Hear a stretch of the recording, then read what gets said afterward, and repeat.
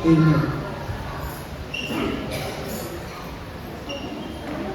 Pray na po kayo. Yes po. Isa pa, teka pa. Baka hindi na dinig yung una. Sige po, tayo po manalangin. Amen. Lord, salamat po ngayong oras na po, Lord. Salamat sa pakilang oras na ito, Panginoon, na kami po ay makikinig ng salita mo, O Diyos. We are praying, O Lord, na makarating, Panginoon, sa aming mga puso ang aming pong pagsasaluhang salita mo ngayong oras na ito. We pray, O Lord, that naibigay namin sa iyo full attention namin, O Lord, at yung word mo magkaroon ng power sa buhay namin, O Diyos. Pagdulog ito ng kagalakan at pag-asa, Panginoon, sa bawat isa inyo.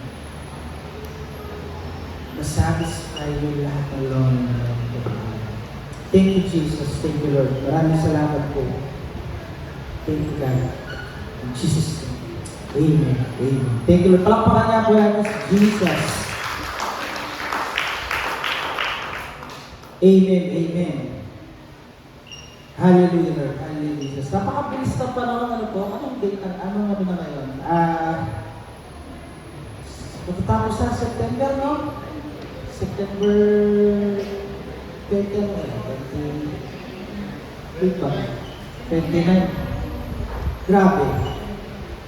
You feel like parang, huy, teka lang, salit ka. Parang, meron akong pakiramdam parang, huy, teka lang, salit lang. Parang, ang bilis tumakbo ng panahon, ang bilis niyang humulagpos. May mga pagkakataon na parang mabagal ba ako doon sa mga ginagawa ko or talagang mabilis na ng panahon? Kasi minsan dyan masyado lang mabilis ang panahon or mabagal ka lang. Alin tayo doon? Ako, nararamdaman ko minsan na parang ang bagal-bagal ng progreso, bagal-bagal ng ginagawa ko. And habang binubulay-bulay ko yung mga nangyayari, hindi masyado lang talaga mabilis yung oras at masyado tayong abala. To the point na sometimes, nalilimunan natin ano ba talaga yung tunay na mahalaga. Ano ba yung dapat nating pinagtutuunan ng pansin.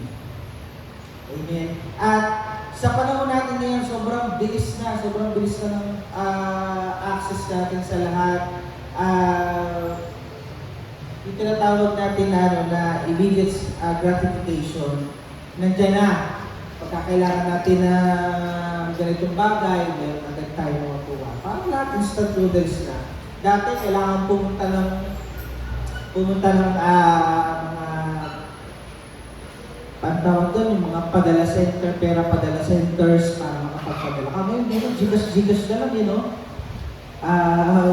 pagka nagbabayad kami kagabi, ito ginabero kagabi.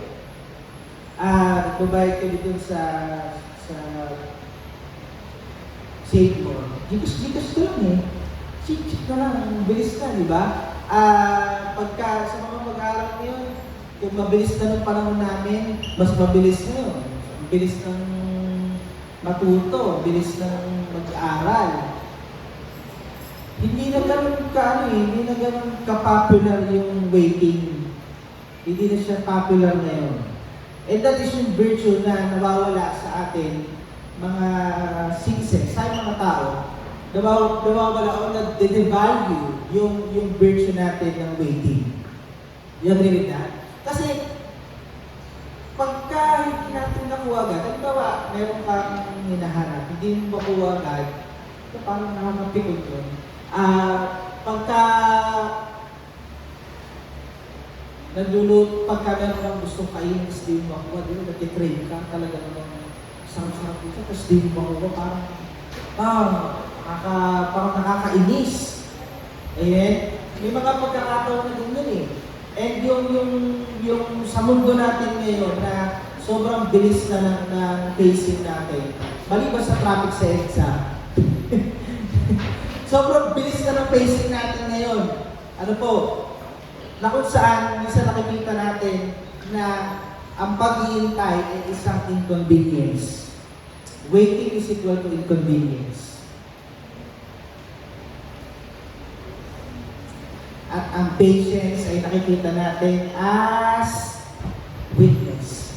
Kapag hindi natin satisfy, gusto natin, wait lang, magagalit muna ako.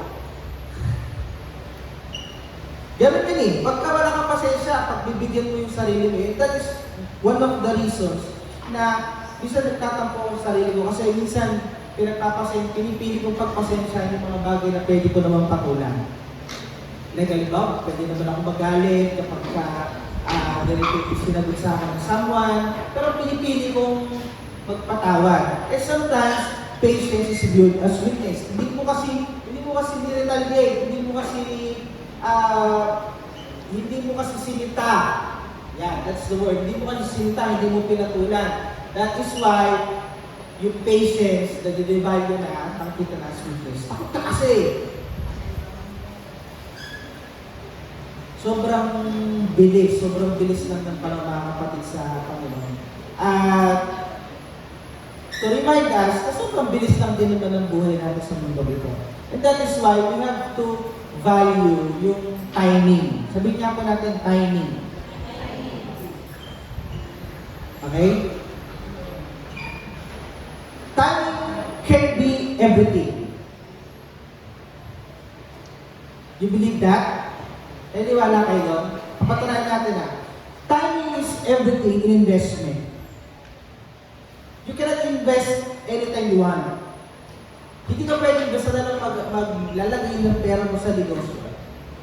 Na hindi mo pinag-aralan, hindi ka nagtanong, hindi mo inobserbahan. Lalo sa mga nasa stocks sa market, ang hirap. Kailangan talaga, babasahin mo, you would spend many hours na pag-aaral, paano ba nag-fluctuate, paano ba bumababa, paano tumataas. Pagdating po sa investment natin, pati financial decisions natin, kailangan nyo ng timing. Hindi mo pwede basta na lang hindi tayo mag-invest. Kasi yung hindi pag-invest, ano din yun eh, paglalagay din sa sarili mo, sana nagpa-profit yung resource natin. Okay? Pangalawa, pagdating sa agriculture, napakahalaga ng timing. Sa pila, nagtatanim sila ng pakwan. Ang pila po ay taniman ng pakwan, yung banda dun sa papunta ng dagat, sa dagat. Isa yun sa mga barangay na binibisita ko sa pila, yung nasa pila ng Toma. Tinatanong ko sila, kailan kayo nagtatanim ng pakwan? May timing! Tapos yung timing na yun, sobrang meticuloso. Kasi dapat magtanim sila na para tumama sila sa summer, magtatanim sila ng last week ng November or first week ng December para tumama sila ng summer. Now, the risk is yung last strand ng December tsaka yung first strand ng January, umuulan ng malakas dyan. Naalala nyo nung mga nakarang taon, umuulan ng malakas ng December. At kapag umuulan ng malakas, wala na, matutunaw na yung pakwan. Wala na tayong pakwan na masarap pagka summer. Ganon ka-intricate yung pagdating sa farming natin, pagka magtatanim tayo. And also yung harvesting. Pag sumala ka ng time ng harvesting sa mga halaman natin, hindi ka talaga makapractice. Sa pakwan, ganun din eh. May time na hindi na dinidiligan ng pakwan. Alam niyo po yun? Pagka malapit na i-harvest ng pakwan, hindi na siya dinidiligan. Para hindi na siya upipip ng tubig at hindi na po mawala yung tamis. That is the logic. That is timing. At kapag hindi natin alam yung timing pagdating dyan, magkakaroon tayo ng problema. Katulad na sinabi ko ng launching na business o yung product, kailangan natin ng timing kasi kailangan natin handaan ang tao dun sa ilalabas natin ng product. Kailangan din handa yung product natin. Kaya ngayong Apple, di ba? Unti-unti nang ginagawa dun sa Apple, pero pag i-release, ang dami pang Madami pa rin pumipila para makabili ng Apple products. Kasi, alam nila yung timing. Naihanda nila yung tao. Kumbaga parang, hindi naman sila, di ba? Nag-release sila ngayon, next month mag-release sila, hindi ganun eh. Meron silang time frame. May timing sila, kailan nila gagawin yung mga bagay na yun. Sa sports, napakahalaga ng timing din po. Sa basketball, kapag sumala ka ng timing sa timeout, matatalo ang team ninyo. Pero pag tama ka ng timing, kahit talo na kayo, mananalo pa kayo. Ang dami namin experience na ganyan, at yung mga nagiliga kami, and ako nagko-coach ako, sabi ko, sana pala, hindi mo naman ang timing. Hindi mo yung timing ng time out mo sumala, kaya kami natalo. Pero yung mga pagkakataon, sakto yung timing ng time out namin, nanalo kami. Tumama yung timing namin, nanalo kami. Okay? Sa baseball, ganun din. Pag sala ka ng timing ng swing, hindi mo tatamaan yung bola. Pag nauna ka ng hataw, dun sa dating yung bola, yung trajectory ng bola, hindi mo talaga tatamaan. Mahihirapan ka. Okay? Sa relationships, may timing din. May timing din kayo mag-uusap ng tatay mo, ng nanay mo, ng jowa mo. May timing din. Pagka may conflict kayo, may timing din. You believe that? Eh sila sabi ng mga nagka-counseling. Pagka galit tayo isa, huwag ka nung magalit. Pagka gano'n, wala na akong chance na magalit eh. Diba? Sasabihin ng lalaki ng babae, eh siya yung laging galit eh. Huwag nakapit ka na nagagalit. Kasi may timing. We have timing. And if we are able to master yung timing, mas magpa-prosper yung mga ginagawa natin. Sa health, yung medical treatment, mas mabilis gamutin yung early detection. Pag mas maaga mo na-detect yung sakit, mas mabilis siya gamutin. Kaya nga di ba may mga sakit na parang ang hirap na gamutin. Kasi nandun ka na sa terminal, papunta na lang Kalamba. Hindi nyo na-gets yun? Nandun ka na sa terminal stage. Di ba? Ang hirap ng gamutin nun. Tapos sabi nila sa dental care, ang dental care hindi naman talaga mahal. Nagiging mahal lang kapag sala ka na ng timing, kapag sira-sira na talaga yung ngipin mo, saka ka magpapadental, talaga mahal. Pero dun sa early stage, hindi siya mahal. Okay? Ganon din sa career advancement, saka sa paghahanap ng ibang trabaho. We have timing. Hindi lang, nagkaroon ka ng opportunity, lilipat sa trabaho. Lilipat na ako. Ang toxic dito sa trabaho na kinalala din ko ngayon. Paglipat mo, mas toxic pa pala naman. Sana hindi ka na lumipat. Yan. Yung timing, kailan ka lilipat, kailan ka alis. Kaalala ko yung tinuturo sa akin ng asawa ko. Pag lilipat ka ng trabaho, make sure na yung timing mahalaga. Dapat hindi ka aalis dahil may problema ka gusto makakasama. That's time. That's time. Kasi darating ang panahon, yung binilin your health and or somehow, kakailanganin na ng tulong mo. So, hindi ka magsusunod ng tulay. What I mean is that hindi tayo pumuputol ng tulay sa isa't isa. Kapag umalis ka na dahil magkagalit kayo, you are burning your bridge sa inyong dalawa. Nakakuha ko. So time is very important. Ganon din sa parenting. Taas na po kami ng mga magulang. Ayan, right. Parenting. You know, there's napakahalaga ng time sa parenting. Ako, di ba? Lalo sa mga bata, hindi mo pwedeng ituro sa 3 taong gulang, yung pang 7 taong gulang. Hindi niya yung magigets. Sa discipline, mahirapan ka doon. Kaya hindi, yung early stage, iba yung discipline sa early stage, papunta sa grade school, papunta sa teenage, papunta sa, siguro yung early adolescence. Iba po ang discipline pagdating yan. Because, kahit ang parenting, meron din timing. Nakuha? Nakuha. Kasi nag-develop tayo at the time being, mahalaga na matanggap natin kung ano yung dapat natin matanggap. And that is timing. That's cooking. Sino nagluluto? Taas ang kamay. Hindi na lang tayo. Sino nagluluto? Sino masarap magluto? Taas ang kamay. Hindi, ito na lang. Sino dito ang may asawang masarap magluto? Taas ang kamay.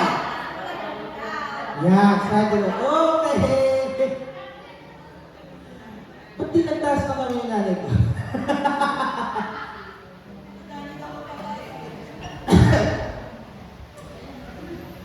Pag nagluluto ka, you will understand me. Kapag kumakain ka lang, hindi mo masyado maintindihan. Pero pag nagluluto ka, you will understand that time is very important in cooking. Sa baking, pagka undercook, makikita mo parang ang labusak ng loob. Kasi hindi pa lutuin. Di ba kaya nakikita natin tinutusok nila ng toothpick? Ginaganon nila. Natakala ko, ritual lang yun. Kung hindi ko naiintindihan, ang tinutusok may ritual pala. Para ano? Yung pala, makita mo luto na yun. Pag nasulobra ka, hindi sunod. Ano lang? Yung sinain mo, kailan mo papatay ng ano? Papatay kapag kanamoy na ng kapitbahay. Ang ganda ng timing mo, Brad. And in emergency situations, every second count. Kapag kailangan na CPR, every second count. Kapag hindi ka marunong mag-CPR, hindi ko may training ng CPR. Okay, isa tayo ng CPR. Sige, tatay ng CPR. Kailangan, nag-aaral ako dati na ito, nalimutan ko na, pero napaka-vital itong skill ng CPR. Kasi kapag ka meron talaga na kailangan, no one around na marunong talaga, kaya mo sumagip talaga ng buhay. This time is very important. Naniwala po kayo, timing is very important. Naniwala po tayo. Say amen. Amen.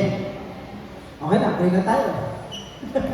Sabi ko sa akin, bilisan mo lang daw. Okay. You know, kahit pa very fast tracking or napakabilis ng pace ng pamumuhay natin ngayon at nadidivayo na yung waiting, iba yung pagtingin ng Biblia pagdating sa waiting. Iba yung pananaw ng Biblia pagdating sa pag-iintay. At hindi parehas sa kung ano yung tinitingnan natin kung paano nag-ooperate ang Diyos sa kanyang timeline. You get that? Ibig sabihin po niya, mga kapatid sa Panginoon, yung timeline natin, hindi parehas sa timeline ng Diyos. And sometimes, nalalaglag tayo doon sa isang problema na ay inip na tayo. Diba? Lord, kailan baga? Kailan baga? At it is time to understand, to dissect yung buhay ni King David pagdating sa paghihintay. Pagdating sa panahon na inilagang niya before he reigned as king ng Israel. Amen? So tayo po ay magbabasa or idadisip natin yung 1st and 2nd Samuel, not whole, pero yung kwento nun, kung gusto niyo pong aralin, you can read that. But ito po yung ating pong pagkukulan ng ating salita ng Panginoon. So, ang ating pong scripture ay yung 1 Samuel chapter 16 verse 7.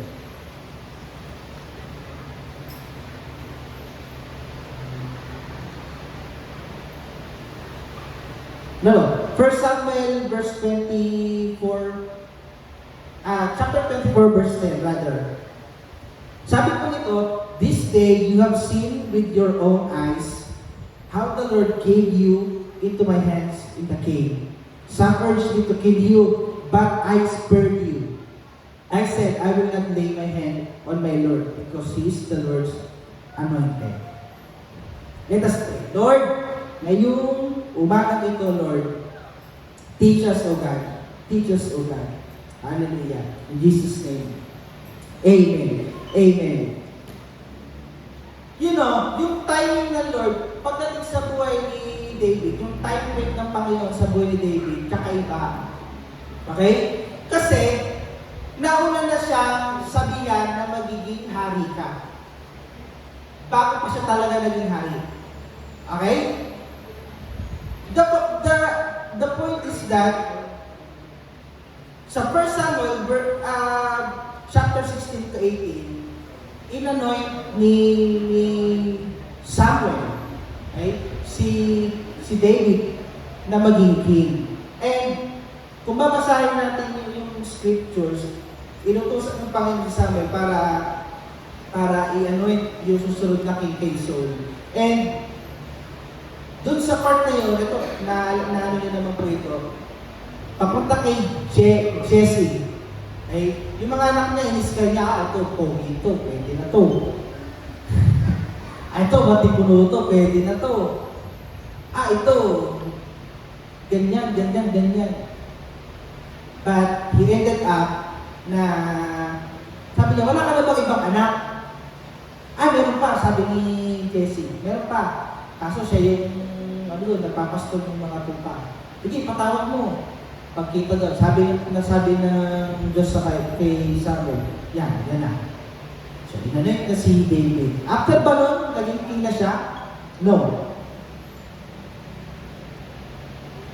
15 years bago pa siya maging hari. Ngayong araw na to, gusto kong pagbulay-bulayan natin, paano ba yung journey ni David bago siya maging king David. Ano po? Sa pamamagitan natin na ating pag-usapan ng it's time. Sabi nga po, it's time. It's time. Okay? Kapag oras din po, sabi niya, it's time. Si Jesus gano'n din nung naganap na, sabi ko, it's time. So, nagsimula na yung passion of the Christ. It's time. It's time. But before that, yung nangyari kay David, sobrang rich pa na istorya ni King David. Ano po? Makikita natin, kung natin, nagkaroon siya ng anointing. Inanoint siya ni Samuel.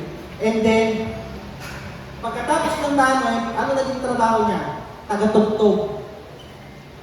Musician. Tapos ngayon mga kami na musicians natin dito, mga musicians tayo dito. Yan ang trabaho niya. Pero hindi mo pwedeng gawin kay King David, kay King Saul yung drums. Trabaho ni King David na nag-harp siya. Ang purpose nun ay kapag nagugulo ni Hannah at ginugulo daw ng evil spirit si King Saul. So, ginagamit ni David yung kanyang harp para pagkaroon ng kaliwanagan si King Saul. Okay? And then, dumating yung punto na nagkaroon na ng David versus Goliath. And that is the time na nag-cruise talaga si David. Kasi that is the time na naging tauhan na siya ni King Saul.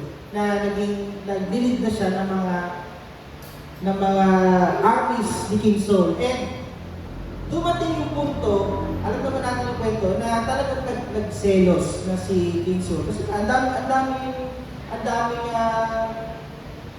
victories ni David.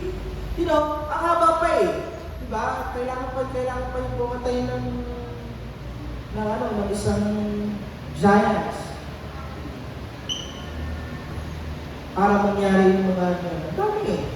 And dumating sa punto talagang pinapapatay na siya ni King Saul dahil sa kanyang jealousy. Ba? 2 beses sinibat. Sinibat ni King Saul si David. Spear, sinibat siya. Talaga, totoo yun. Sinibat ka. Tapos, ano mararamdaman mo? Parang sa panahon natin, parang binaril ka parang binaril. Tapos hindi ka lang namatay. Ano kaya pakiramdam mo nang binaril ka? 2 beses kang binaril? Yun yung experience niya. Bago pa siya. Tapos after nun, nagtago pa siya kasi pinapapatay na siya ni King Saul. At dyan sa journey na yan, alam niyo mga kapatid sa Panginoon, yung journey, napaka-importante niya kaysa dun sa destination. Ay, hindi ko alam kung paliliwalaan niyo ako. But for me, the journey ay napakahalagang parte ng ating destination. Doon sa journey, marami tayong matutunan sa journey natin. Marami tayong nagdadaanan, marami tayong makikita, matututunan. But, you know what? Yung journey natin, mas masarap yung pagdating sa destination if you have enjoyed yung journey natin. At yung journey ni David dito, sobrang kakaiba, mga kapatid sa Panginoon. Isipin mo, ipinagtanggol mo ang Israel laban dun sa support na nagtutuyak sa bayan ng Panginoon, lalo na sa Panginoon. Ginawa mo ang lahat, diba? Nag-lead ka ng mga armies, nanalo kayo, and so on and so forth. Tapos, sisibatin ka ng hari mo. Kasi sobrang mapagpasakot ng David eh. Sobrang mapagpasakot ng David. To the point na talagang hindi niya kaya mag-lay ng hands sa mga anointed ng Panginoon. And that is why, noong panahon na nagtatago siya, alam niyo, isa sa mga mas maganda sa journey ni David, nakatagpo siya ng tunay na kaibigan. Kanino? Sa katauhan po ni Jonathan. Si Jonathan po ay anak ni King Saul. At noong panahon, ay brother Jonathan, sa katawan ni Jonathan, noong panahon na talagang gusto nung patayin, pinapa-assassinate na ni King Saul, si David, dumating sa punto na talagang kailangan niya magtago. At kaya siya nakaligtas ay dahil kay Jonathan, anak ni King Saul. You know what? Sa journey natin, papunta dun sa pangako ng Panginoon, dun sa pinapanalangin natin, lilitaw at lilitaw yung mga tunay na kaibigan.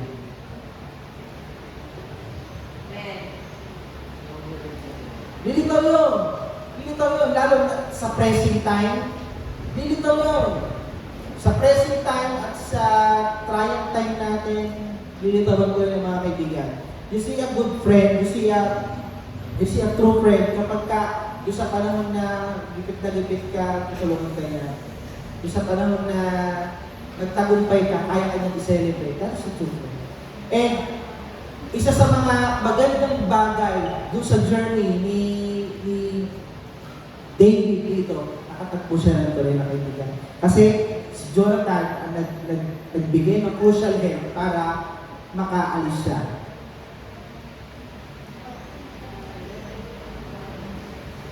So that is how it goes.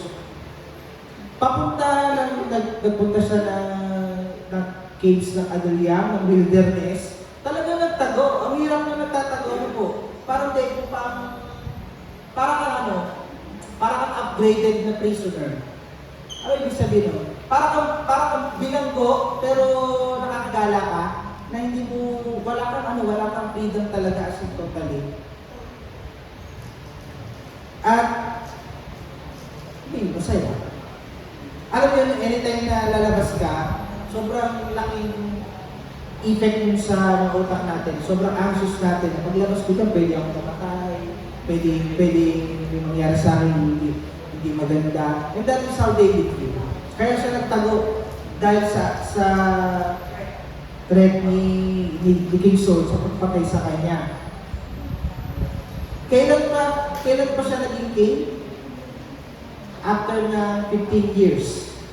Ang Israel, kung babalikan po natin, nahati po yung sa dalawa, yung Northern Israel at yung South. Yung South being the Judah, and then yung Northern Israel, then yung kinocompose ng 10 tribes ng Israel. Tapos dalawa lang naputo sa Southern Judah. So, naging king si David after ng 15 years na kingdom ng Judah. Okay? After pa ng 7.5 years, saka pa siya naging king over all the Israel. So, napakahaba Mahabang panahon bago pa mangyari yung ipinanako sa kanya ng Panginoon. Napakahabang panahon pa bago pa makarating doon sa destination na inilagay talaga sa kanya ng Panginoon. Mga kapatid sa Panginoon, kayo po ba ay mayroong mga destinations? Kayo po ba ay mayroong mga pangako sa inyo, Panginoon, na it seems like parang tagal-tagal naman. Parang habang-habang panahon na nagaganap ito. Parang walang nangyayari. Mga kapatid sa Panginoon, gusto ko sabihin sa bawat isa, delays are not denials. Yung mga delays sa buhay natin, hindi po yan denial. What we have to do is that, alam mo yun, yung savor the moment. Narinig ba yun? Namnamin natin yung mga nangyayari ngayon. Pahalagahan natin yung ngayong araw. Kasi delays are not denials. God may be using this time to prepare us for what is to come. Inihahanda ka ng Panginoon kung ano bagay yung ibibigay talaga sa iyo ng Panginoon sa mga darating ng panahon. Ikaw nakakalam niya ng Panginoon. We have to live on today's God's grace. Makikita natin yung logic na yan dun sa pagbibigay ng Panginoon ng mana. Di ba kaya araw-araw yung pagbibigay? Kasi kailangan natin mabuhay sa grasya ng Panginoon ngayong araw na to. We cannot worry about tomorrow, worry about the next month, the next year. Let us live on today's God's grace. Amen? Make the most out of the season. Nandito tayo ngayon. Mahihirapan tayo ngayon. Let us find something na magkatutunan tayo. Dahil sinasabi natin, yung failure, parte siya ng Christian life. You believe that? Dahil tayo subject tayo sa pagkakamali. And that is why we need God in our lives. Amen? Napaka-fragile natin. That is why hindi natin kaya mag-isa. Na kailangan natin ng Diyos sa ating mga buhay.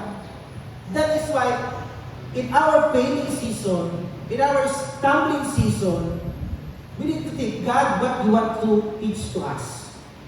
Ano yung kailangan namin matutunan? Kasi huwag natin hayaan na masayang yung pagkakataon na nandun tayo sa failing seasons natin. Darating po tayo, di mga kapatid sa Panginoon. Our faith doesn't provide us the immunity to failing. Ay? Yung pananampalataya natin sa Panginoon, it doesn't make us immune na hindi tayo magkakamali, immune tayo sa lahat ng sufferings, immune tayo sa pambabas, o sa lahat ng hurts. Hindi. But what we need to do is that we understand things kahit sa mga failing seasons natin. Amen? So that we can come back stronger. So that we can serve God better. Gusto niyo po yun? Or gusto natin pagka nandun na tayo sa failing season natin, ayawan na. Hindi ganyan ang kalooban ng Panginoon sa ating buhay. Kaya mga kapatid sa Panginoon, if you are in your failing seasons, mas kailangan mong dumikit sa Panginoon. Kasi He is teaching you something. He is teaching us something. For us to come back stronger and serve God better. Sabihin nga po natin, sa katabi natin, serve God better. We cannot be the best. But, sa bawat araw ng paggising natin, we can be better. Nakasunod tayo, naiintindihan po natin, we cannot be the best. Okay? Sa araw-araw natin, but we can choose na maging better each and every day we wake up. Each and every day na magsuserve tayo sa Panginoon, we can choose to be better. And that is the best version of yourself. Dapat kung best ka ngayon, diba? Ibigay pa rin yung best. That's the better version of yourself. Amen? So make the most of our season. Use the time to grow in character and faith. Trust God in God's perfect timing. Now,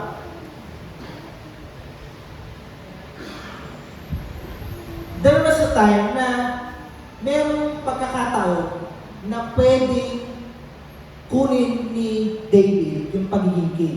When was the time? Okay? Sa 1 Samuel chapter, yung ginamit po nating key verse, yung 1 Samuel verse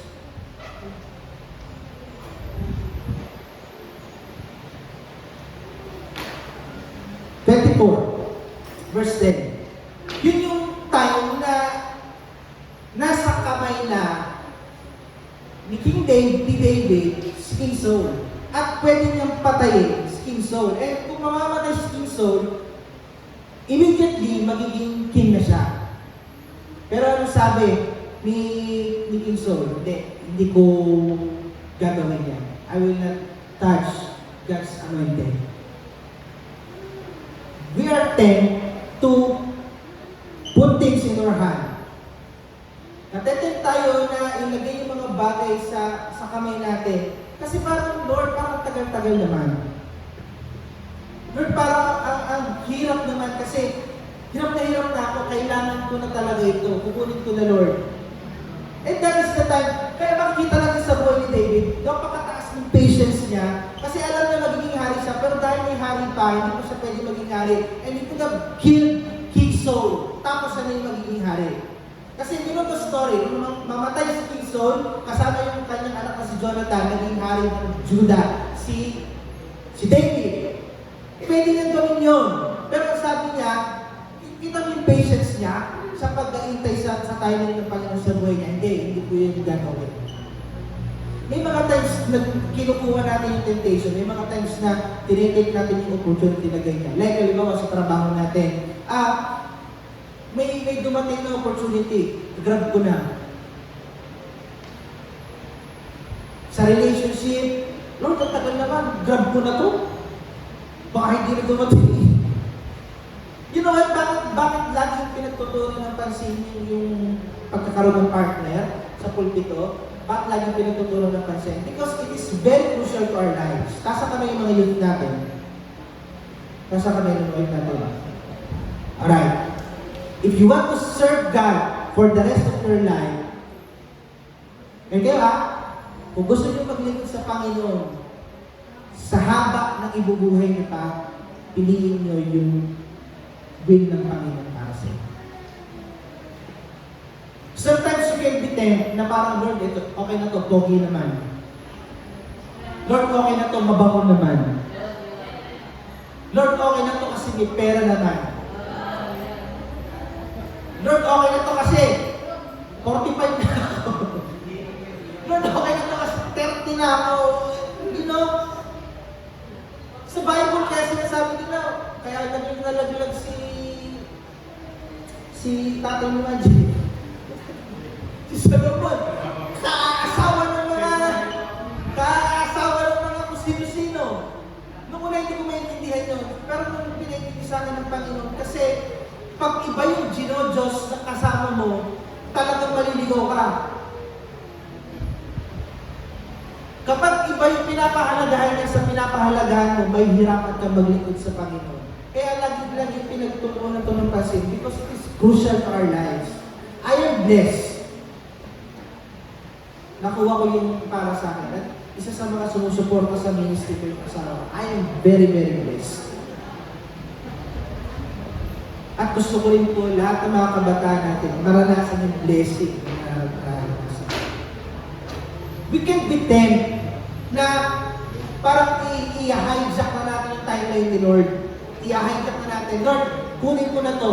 Ito na yung shortcut. Kasi makukuha ko na to. Pwede ko naman talaga kunin without waiting. But you know what God is teaching us? It is our patience. Without waiting, hindi ka matututo ng pasensya.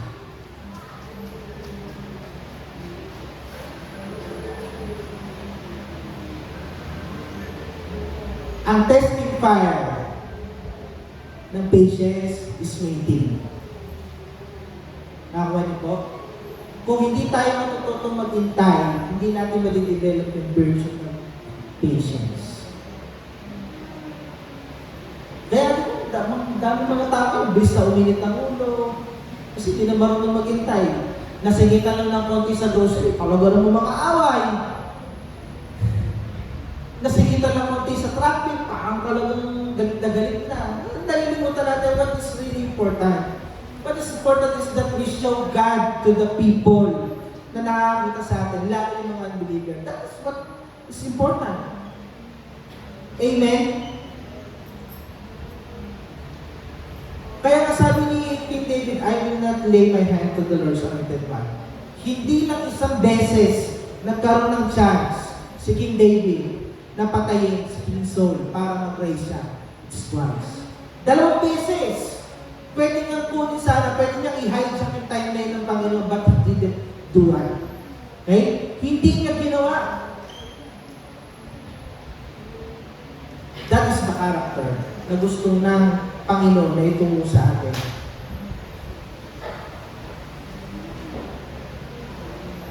You know what? Ang dami pwede natin pagsiksikan itong ano na ito. Pero, ang napakahalagang gusto ituro sa atin ng waiting is that we have to surrender to God's control, especially in difficult times. It is easy to say na parang magtitiwala tayo sa Panginoon. But kapag bawat segundo pumapatak, mayroong mawawalang buhay, kahit pa ba natin magtiwala sa Panginoon? Kahit pa ba natin manalig sa Panginoon na He will be on time. Kaya sabi ng Panginoon, nung dumating yung mga tao dun sa burol nung namatay si Lazarus, sabi niya, Lord, you're late. Patay na po si Lazarus. Paano pagkaganyan mga difficult times na? Ayaw pa ba natin ibigay sa Panginoon yung control doon sa time na ito?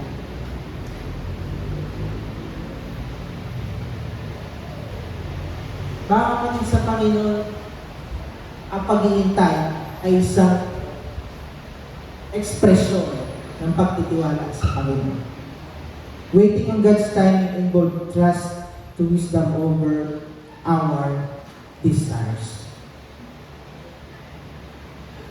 We are forced sometimes to take the shortcuts instead of waiting for God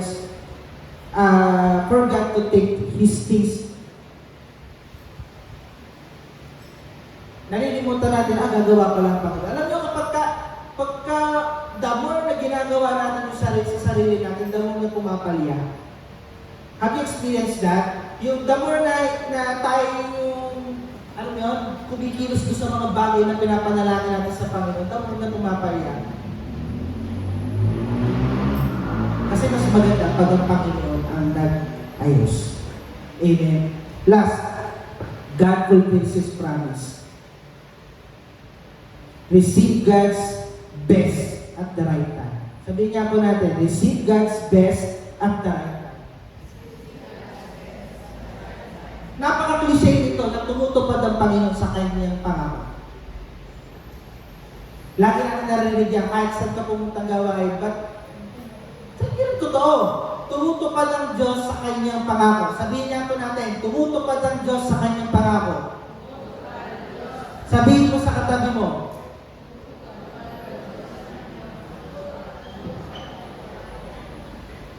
tumutupad ang Diyos sa kanyang pangako. Whatever yung roads natin papunta dun sa kanyang pangako, God will make it happen. You believe that? Gagawin ng Diyos. May magagawa ang Diyos. Kaya mga kapatid sa Panginoon, naipagpasalamat ba natin sa Panginoon yung journey natin? Kasi somehow, kung nasan ka ngayon, yan yung pinapanalangin mo dati. There were times na nagreklamo ako sa Lord. Ang hirap na ginagawa ako. Talaga naman parang ang bulate na parang gumaganon-ganon ka na parang ang kinakasilan. Kasi sobrang hirap na, sobrang, alam mo yun, sobrang pressing na ng situation. But when God told me na, yun yung pinagpalalangin mo sa akin dati Hindi gusto mo gawin. And when I understand na yung situation ko pala yun yung dati kong pinapanalangin, Lord, salamat. Kasi ito palang situation na nandito ko ngayon, ito yung pinanalangin ko. This is my answered prayer. And this is my fulfilled promise for me. Kapatid sa Panginoon, matuto po tayong kahalagahan yung journey natin papunta din sa promise ng Panginoon. I don't know kung ano man ang pangako sa inyo ng Panginoon or whatever word you have from God. But one thing is for sure, God will make it happen. We just have to trust in God's control and His timing in our lives. Tayo ito ngayon. Now,